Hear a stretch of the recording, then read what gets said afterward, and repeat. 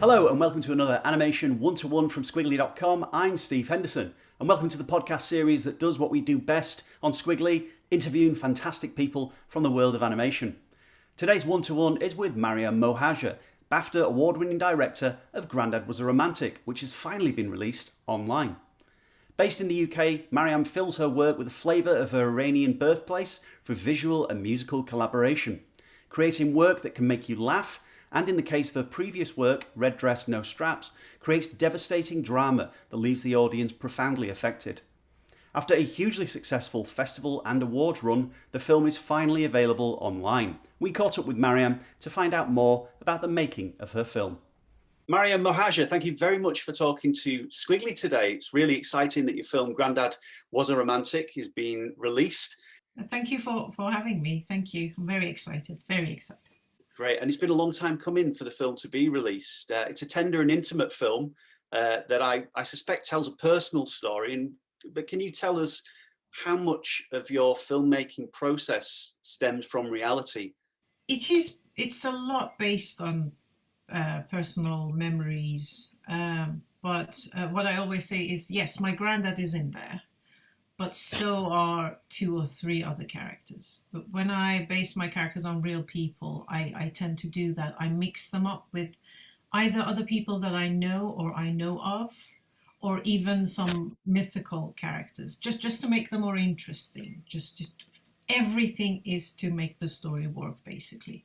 So I think so far, if I were to stick with just one character and create them as they were in real life, they could get a bit boring.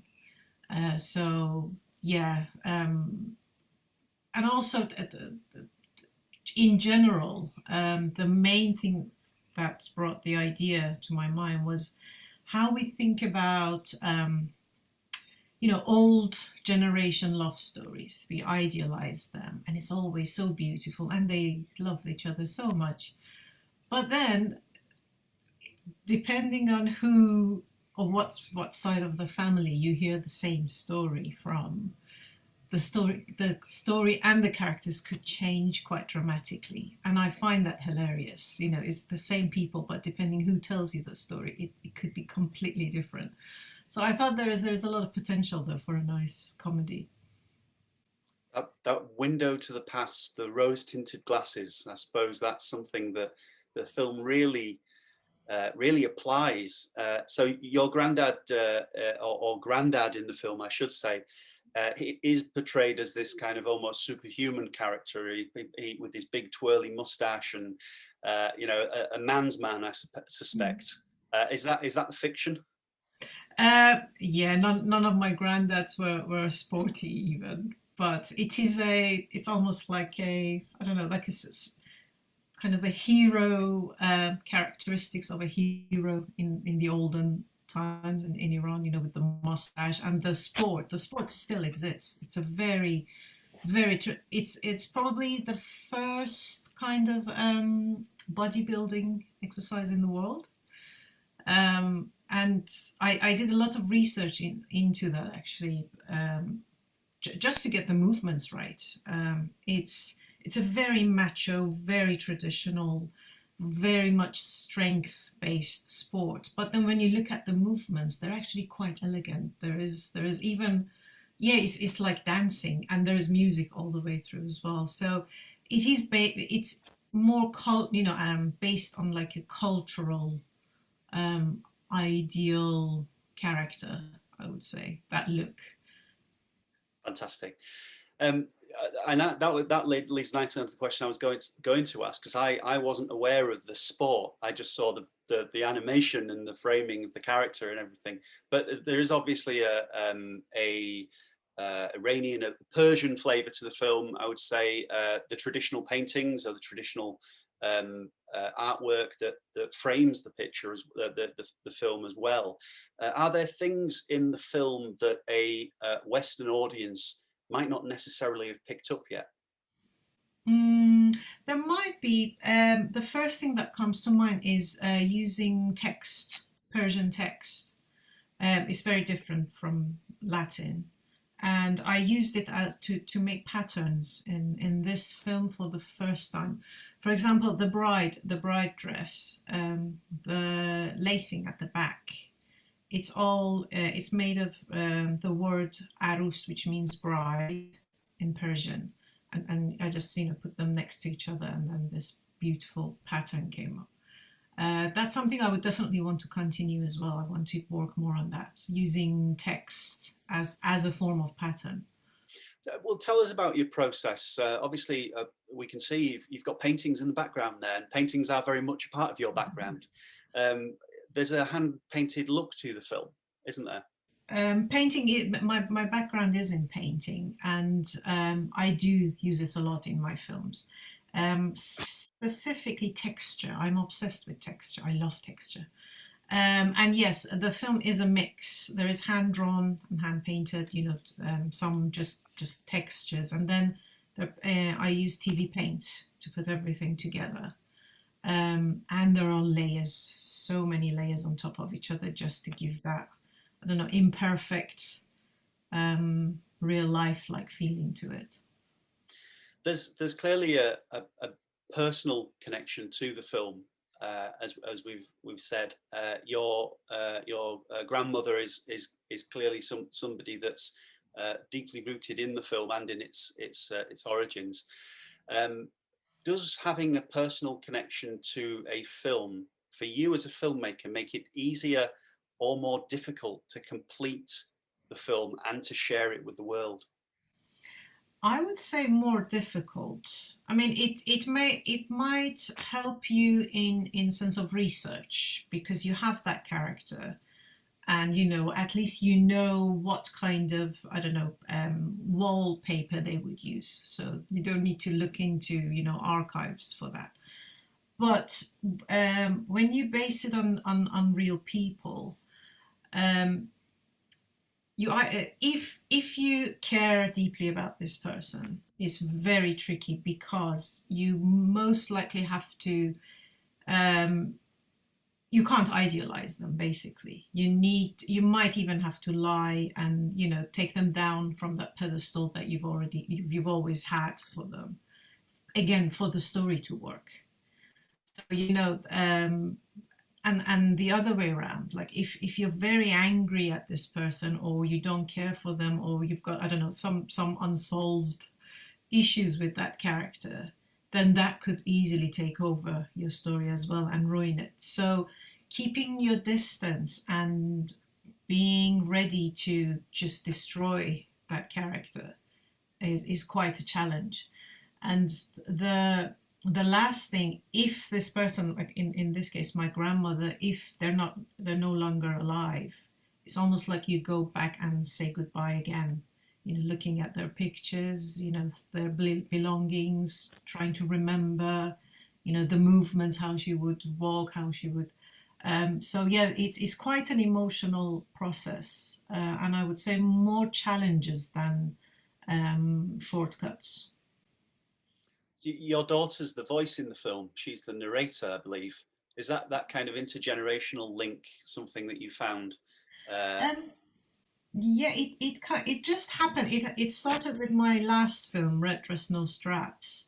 So I was looking for a child to do the narration for my film, and I just thought, let's do a test. Let's see how it goes.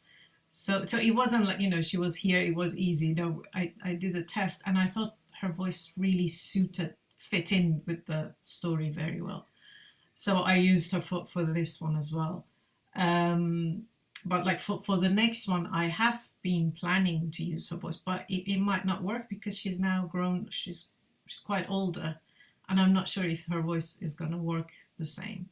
So yeah, it was like there was an audition, and how you would find your voice artist. Fantastic. I'm not suggesting nepotism for a second there. Don't worry. I think it's quite a beautiful thing to make this kind of family film. I think it worked perfectly. You mentioned Red Dress No Straps, and obviously there's a punchline in Grandad Was a Romantic that hits the audience in the funny bone. Around the same time as your previous film, Red Dress No Straps, gives people a bit of a gut punch in terms of emotional reveal. Mm. Can you tell me about the writing structure in your films? Did Red Dress No Straps influence Grandad Was a Romantic in the Mm. in terms of its structure?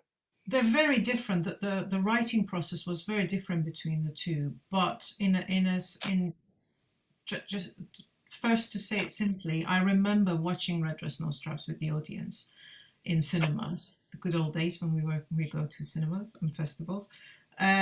And when the film finished, there were people coming to me and saying, "We really loved your film," but they were in such a state that I didn't know whether I should thank them or apologize. Like they were not feeling well, and it was one of the things in my mind that my next film is not going to do that to the audience. Um, but at the same time, Red Dress No Straps took a good year for me to write. And even after that, I was well into storyboarding stage when I decided about the ending. The ending was something completely different. It just came through the film. It had to be that. It was like, I don't know, it's probably the effect of, being brought up during a war in Iran. I think that it's just there. You think you're okay, and you've moved on, but it just kind of, it makes its own way into your stories sometimes.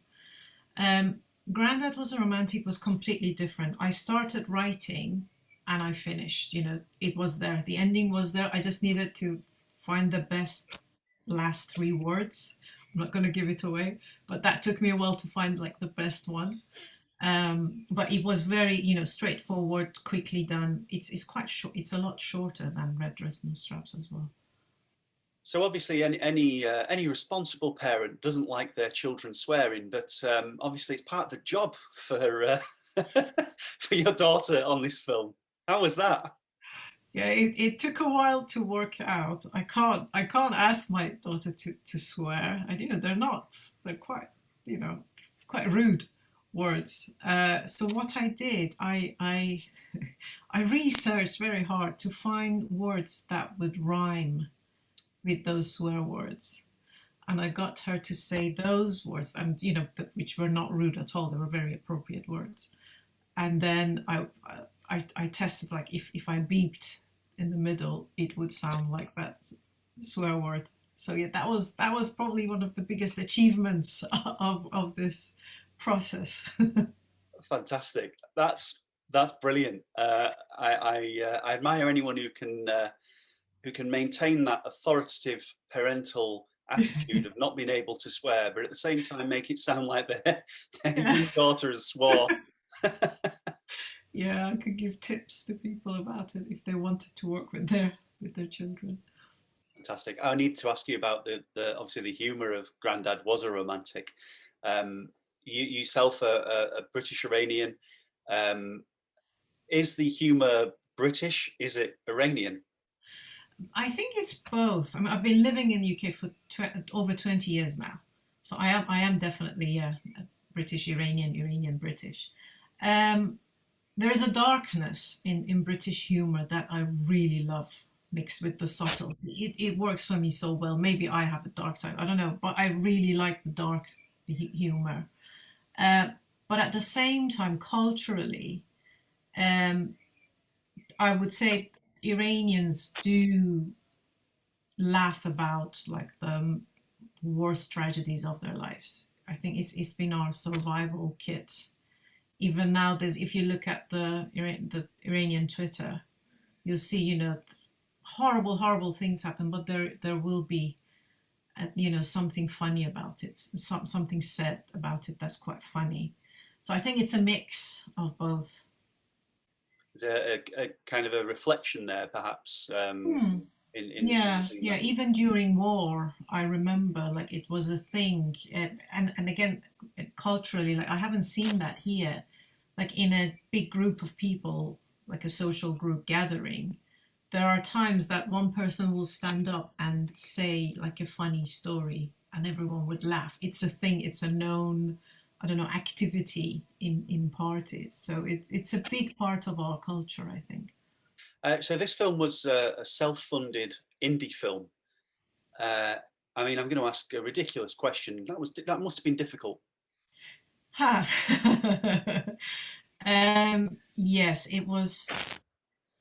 What helped, I think, was that I gave myself a deadline, and it was 4 months of not a very civilized life. I would take my daughter to school and pick her up.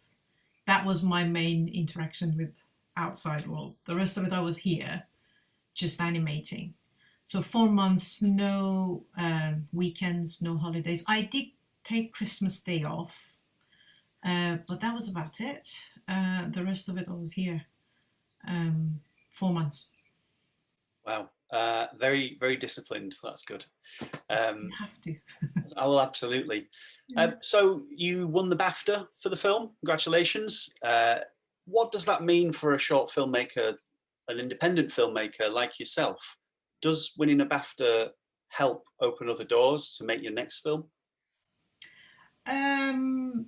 First of all, BAFTA was probably the biggest unexpected surprise of my whole life. I had no idea when I received the email that I was, shortlisted, longlisted.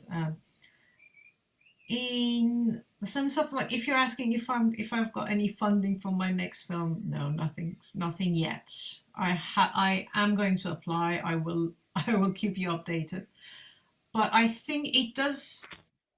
You, at least people now know you as an animator, director, filmmaker. And